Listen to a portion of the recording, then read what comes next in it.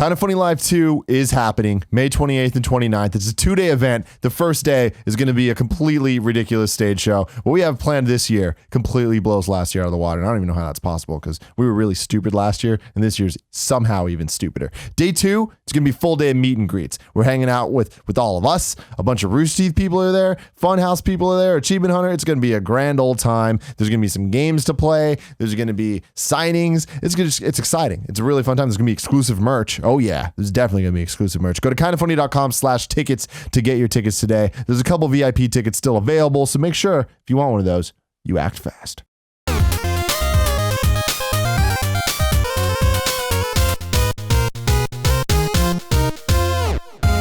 It's just that we get into the situation then of, let's say it's 5 months from now until the announcement event, where it's 5 months and the way people are talking about this, and you can correct me if I'm wrong, because I read the stories, but I want to. The way people are talking about it almost sounds like like Wii U and Nintendo are kind of hibernating, and that's weird to evacuate the space in a way that are we going to be talking about any positive stuff, or is it just going to be editorials and angry tweets and this, that, and the other? Are there gonna be more amiibos out to fill this gap? And so that my whole thing on that is. Going with my whole stance on this, I do think it's even weird that Nintendo's going to be at E3 with Zelda. Like, I feel like it would have made more of a statement for them to just be like, we're not at E3. We're not showing anything.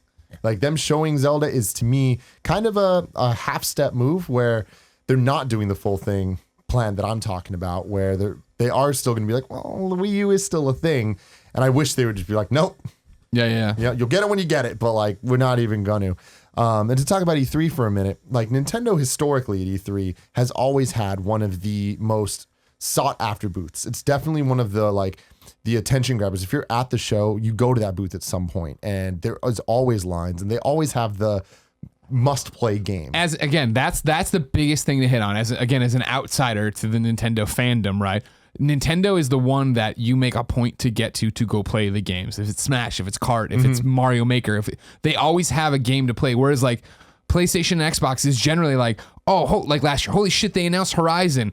I can't wait to go behind. You don't even have to go behind closed doors. You're like, whatever. Somebody will tell me about it after they've seen. I saw the presentation on stage. I don't need to do that because I know I don't get to play. Granted, the PlayStation booth has dozens of playable games on it, but they're always smaller things. You're not playing Uncharted on the floor. You're not playing this or Horizon on the floor. But Nintendo is like, here are big games and they are playable. Come play them. Nintendo's booth is the funnest booth. That's a good way to put it. And I think that it's always it has a setup and a format that it has where it has the one big game. If it's Smash Bros, then there's going to be a shit ton of kiosks of Smash Bros. Right. Back in the day, it was Skyward Sword. There was so many Skyward Swords. There's always that one big game. And then there'll be the second tier game, like a Mario Maker, where there'll be like a smaller section dedicated to it, but it usually has like some big like statue or something. And like it's a little bit more gimmicky. Last year was Star Fox Zero, where it's like you can get in the R-Wing and you can play. Then they have just a bunch of single tiny little kiosks that most of them aren't even playable. It's just showing trailers of their 3DS games or their other Wii U games, the party games or the spin-offs or the whatever. So I'm not too upset about at least what they're doing at E3, because having Zelda and then that doesn't mean like Zelda's playable. This is the only playable game. They're going to show a whole bunch of trailers. They're probably going to still have a direct that does talk about the other stuff happening, because Pokemon Sun and Moon still coming out on 3DS. So 3DS is looking all right in 2016.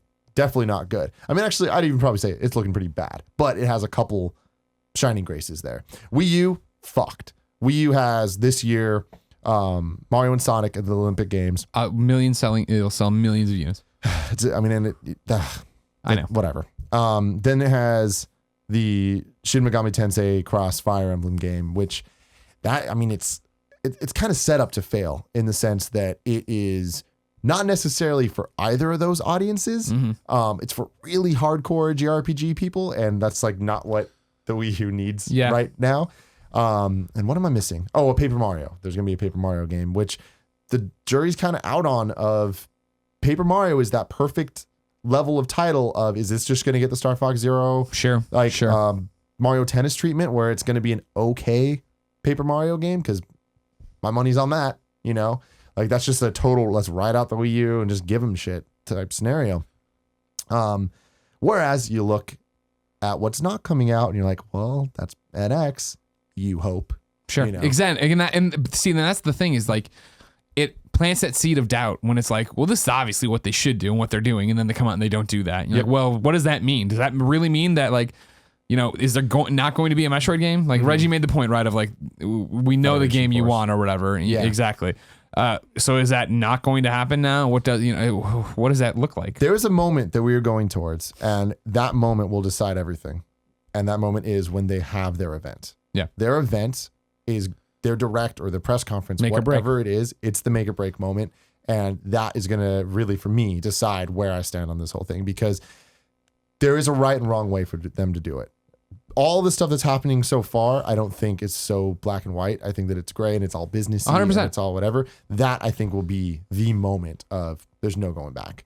And that will just doom them completely. In terms of Nintendo having absolutely no holiday lineup, like, damn, that sucks. You know, fuck, that really does suck. Them not having the NX out in time for the holidays. Whoa. Look historically, that sounds crazy. You know? And I think that's the thing is we're looking at the 4.5 and the 1.5 and we're just like, there's so much shit going on for Nintendo to just not be there during the holidays. Shocking. You know, a console launch in March, it's unprecedented. But I also think that we're at an unprecedented point in video games. Things are just different now. Yeah. No. March isn't so much a dead month as it used to be. Games come out then. People buy games.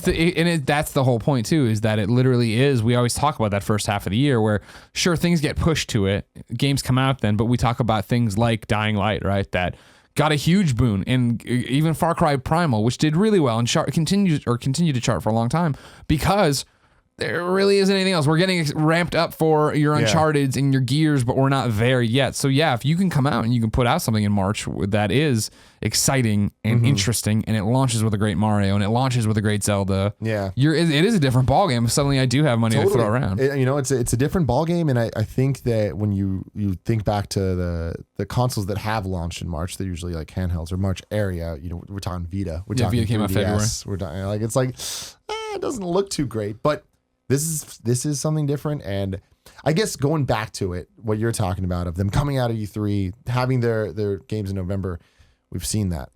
And it was the Wii U. And it launched with new Super Mario Bros. And Nintendo Land. Yeah, and that's on them, right? No, I know. And then there was months and months and months, and then Pikmin 3. Yeah. And then, whatever. This way, it's like, is it ideal? Is it exactly what I want? No, but in my heart. Is it what you need? I hope and I believe that they're not launching in November, because if they did, it would only be Zelda. Sure. And it would be another Wii launch, Sure.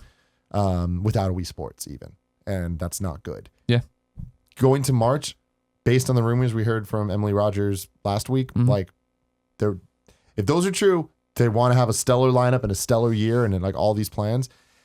I love it's similar to the Fallout thing for me, where Fallout was announced at E3 and came out and we had 3 months to be hyped about it. If they came out at E3 and announced all this shit and then announced March, they didn't announce November because they knew it wasn't going to be ready and they told us all this stuff. Yeah. Then we'd be talking about these games in these trailers Great for point. 9 months. And it's like, that's not good. It's just interesting to see a company know that they're going to take such lumps. They're going to take such hits. They're going to take, I'm talking about from PR enthusiast press, not to even mention the money they're not making off of this. It's fascinating to see them like, all right, batten down the hatches. Like, it's going to be rough waters for the next 6 months, 5 months until we get to this point and give somebody something to be excited about. But because I just can't imagine when we walk onto the E3 show floor and you look at their booth and it's 36 TVs playing Zelda. Is that what it's going to be? See, that's the thing is like, I can. That's what they do. Like what I'm saying is like, but no, they do that, but they do. I mean, they do it, and it's usually a couple different things. I know we've talked about like the lineup and the B tier and that and the. But you look over there, and there's so many fun things to play and come back and play. And I don't know, because that was always the thing with Kart and with Smash and whatever. When that's E3 when Smash was there, you guys kept leaving the booth to go play Smash. Yeah, like I feel like that's when you come through, you play once and you're done, and for a linear demo kind of thing. And yeah. But I remember when going back to it, like when Skyward Sword took over majority of the playable things, like to the point that it being the only thing I am not saying is not crazy. Yeah. But I also don't think it's a bad move necessarily or that different than what Nintendo's done just historically looking at it, there always has been just a couple games, and it's like, all right, cool, we're not getting the Mario Maker this time. All right, whatever. Sure. And I remember the Skyward Sword line was hella long because it is a linear game, and it's not Smash Bros. Where every 2 minutes people are cycling in. It's a 30-minute demo. So it's like, even if there is 20 of them, there's still going to be a line. Good point. Shit ton of people trying to play it. And I get that I'm at the point now where I'm like trying to just make this a better scenario. No, you're making a good points. It's just weird, and not in a weird totally in a bad way, because there's definitely been games that are just this one thing at E3, but for Nintendo. You know what I mean? For Nintendo to do it it seems weird. Yeah. But no, it they're ready to take their lumps, and that's just something you don't see companies usually do. And they need to. They need to just get hit in the face. They need to take it, and they need to get angry. Strong. Yeah, come back and really strong at this event. Exactly, and that's what I'm saying. If at this event they come out and they're like, "Here's all this awesome stuff," and at that point, I mean, let's predict this. I think that it'll happen in September or October. They'll do their event. That gives us a handful of months until March. I can even see November after not after Black Friday, but the week before Thanksgiving would make sense still to do it and get people maybe hype. even. You go talk to your family about it, remind them that they had a Nintendo Wii U or yeah, because it's this weird thing of like, when do you do it and when do you not get lost in the shuffle in terms of where it's happening and what's happening. Well, my problem with that. When was when was the PlayStation one for January, right? No, that was the February was the announce event of like, hey, come here, we're announcing the next thing, and we announced PlayStation 4. Oh, I'm sorry, I'm confusing. That you are 100% correct. I was confusing the one I went to in New York where we played all the games in the hotel. Oh, forget it. That's different. Completely different. That was You're like the right. launch thing, right? Yep. Yeah, so for me, I'm thinking I don't want it to get too close to the review season of games like getting constantly reviewed. So that's like the one thing where. Well, that's why I think coming after them is not a bad idea. If you wait, you know what I mean, you wait it out that long, you're on the other side of them generally. Now, there's always going to be hangers on, but it feels like look at last year, right? AAA began with Metal Gear at the beginning of September, and then it just rolled on through. And so like, there's always going to be something. And I mean, I don't think there's no. You figure when you start talking about big AAA releases and you're talking about fall releases, right? I'm thinking about Gears, I'm thinking about Horizon, even though maybe that gets delayed, but. No matter what game I'm putting on the plate right now that would be coming up this fall, first off, they space them out usually. They try their best to avoid each other. And so even if you had it where Gears came out that week and you did your Nintendo press conference, like, it's not going to hurt Nintendo. No. They can do this whenever they want, and it'll be fine. But yeah, I think it's good. I think that there's going to be a lot of talk about hopefully a lot of games. Hopefully not all at launch either. Like, I hope that we do hear about the launch and we hear about the next year, because, you know, you can't. Everyone's talking about, oh yeah, launching with the Mario, Metroid, and Zelda, and it's like, oh shit. Like, well, then what do you have? Exactly. You know what I mean? Exactly. So I don't even know it's necessarily a good idea to do that. Maybe 2 out of 3. You know, but then and give us the third. Just tell us it's going to be off the fall game or whatever. But that's the big thing though, and that's what it comes down to is just like. How do you do that and not immediately people? Well, you said Zelda was going to come out here too. You said this was going to come. You said Pikmin was in the launch window, and the launch window went on for so many months. Yeah, like that's the kind of cachet they're burning in terms of the goodwill, in terms of how much 100%. You believe. And I just think that there's no answer to that. Sure, you know, life goes on, business happens, and people get burned, things get burned, and it's not good. Burned? It's not good, and people have every right to be upset about that. You know, it's just a matter of you have the right to be upset, but I mean. Do you want them to still making games? Like, that's the thing. It's like, all right, this happened. Sure. What are we going to do about it? I would want nothing more than for Nintendo to come out with a solid launch lineup, but not too extensive, just solid enough, but with not just 2016, this is coming, but be more like, and in March this happens, in June this happens, in September this happens, in November this, October, November, December, like bam, bam, bam, bam, bam. You know what I mean? Yeah. If it launched with the Zelda game, either Mario or Metroid, probably Mario. I think Mario is the better bet. I think you want to have a Mario at launch. Right out like an amazing Mario game right out of launch. And then also promises of all these NX ports that we're talking, or Wii U ports that we're talking about, Smash and Mario Maker and Splatoon potentially. Pepper those in as just like little things and just like create a stellar year of giving people reasons, not just to buy the Wii U, but to keep, or the NX, but to keep playing the NX. I think that is the key to make it not just be something that just collects dust. Sure. In terms of good things that they're doing, and like, yeah, they are just going to be silent. That's going to be weird for like half a year of like, what's people going to even cover Nintendo? What's the difference between that and the last 3 years? You know, I think that I'd rather them have nothing to talk about than just bad things. Sure. You know? And yeah, you're right. I see what you're saying. And I'm excited about the announcement of Fire Emblem and Animal Crossing. Like, I feel like this is getting completely overshadowed by the NX thing, obviously. But this is what we wanted. This is what we talked about on Gamescast months ago when we were talking about the incoming announcement of mobile stuff.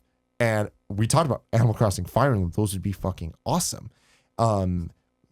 The day we see a Mario on mobile, that's going to be like the game changer, right? But like everyone will hate it. I like that they're leading with this though. I like that they're leading with Fire Emblem would be fucking incredible. Animal Crossing talking about connecting it with the other versions, that's great. Yeah. So we had Mitomo to kind of just get in there, and everyone was upset about it, but then people did like it. Now here's the real games. I'm like, oh shit, like they didn't need to do this. You know what I mean? It could have been more Mitomos forever. It could have been Endless Runners forever. But they're making games that are things that people actually want. And I think that moving that direction is good because Fire Emblem and Animal Crossing are two key 3DS portable franchises. And what does that say about what Nintendo's doing now with their strategy? Mm-hmm. You know, in 2006, we saw them come out, and I think that's right, and announce the new, the triangle of the DS and the GBA and the Wii. And it was a big moment for them to come back and revitalize who they are, and what they're trying to do. And I think this is another chance for them to have a similar comeback where it's like, here's what we're doing. It's going to be way harder. There's going to be way more doubters and way more people that aren't on board. But I think that they're setting themselves up so that there's a possibility they'll succeed. And I'm really excited for it. And until that event happens and lets me down, I'm just going to pretend that it's not going to. Yeah. It's just so bewildering and weird. It's awkward. Because it's just, I question everything then. I'm like, well, is the NX going to be this machine I play on the controller like we've talked about before, this take and go thing? Because if they're putting the real games onto mobile now, what's the point of trying to launch this thing that's a hybrid system between your television and your controller/screen? Yeah, I don't know. I mean, that's why I'm fascinated. And just like everybody else, I want them to succeed. I want them to come out and be like, here's the NX. And I'm like, holy shit, what a great idea. Yeah. What a great launch lineup. Of course I'm buying this. I mean, that's the thing. I've been thinking about it so much, man. Like, because I don't know what I want from this system. Like, the more I think about, like, we've been talking about hybrid, the more I think about it, I'm like, I don't necessarily know that I want that. Because there's no way, unless, like, it's something that I can't even fathom, but I can't believe that would be the case, of making something that a console and portable can work hand in hand playing the same games. And all that. It's like, I don't know if like that's even what I want. That sounds great. What I do know I want is I want a console experience that I want smartphone games that are awesome. And I want a console experience where all the amazing, talented devs that are working on 3DS games and the talented devs that worked on Wii U games are now working together to create awesome games. That sounds fucking awesome to me. Yeah. So I'm super sold on that. In terms of the NX, they keep saying that it's not a successor to the 3DS and it's not a successor to the Wii U. Or it's not merely a successor to the Wii U. It's not merely a successor. What's that mean? I don't know. It makes it sound like it's a hybrid. And, you know, Nintendo has proven over and over again that like Nintendo does gimmicks, right? Yeah. Always. They've been known forever. They do gimmicks, but gimmicks are only gimmicks until they turn into innovation. You know, like innovation is just a gimmick that succeeded. Sure. So I hope, you know, that we have another analog stick on our hands. Yeah. And that's the thing is like, we think about it in such binary terms of like, okay, it's going to be this dual system, right? It's going to be this split thing. It's going to be the shared universe. So, but how would I run the new Zelda on the TV version and on a handheld version? What, like if there's that kind of parity, if there's that kind of connection, I don't think we're imagining it correctly in terms of what I'm doing on my controller. Mm-hmm. If it is just certain dungeons or this or how, you know, and I mean, I'm not wrapping my head around it even there correctly. And I don't want it to just be, don't get me wrong, like it's like the Dreamcast fucking, I'm walking around with my little VMU and I'm, you know, playing some stupid ass game for it. Or I want it to be cool and I think it could be, but how it's cool, what it is that even really what they're doing? Who knows? Yeah, exactly. It's a splendid talk, Greg. I love talking to you. Thank you.